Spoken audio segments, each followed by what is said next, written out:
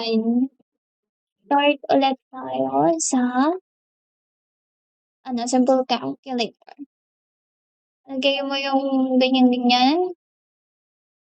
And name. Tapos, return.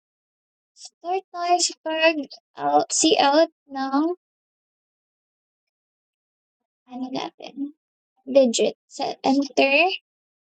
First number.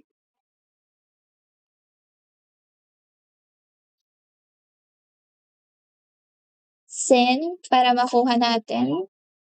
Ay, nakalimutan ko yung insertion operator.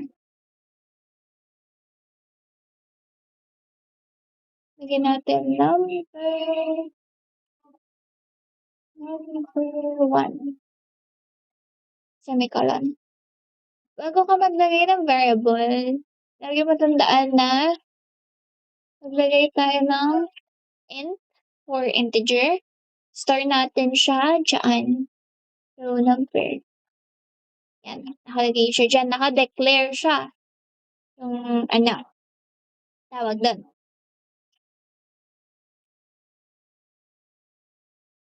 Enter. Second digit.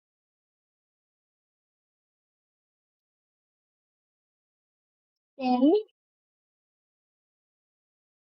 number 2. Yan.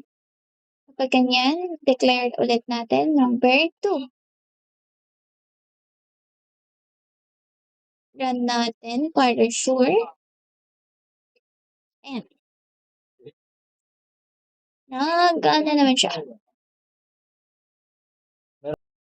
Okay. Kasunod niyan is yung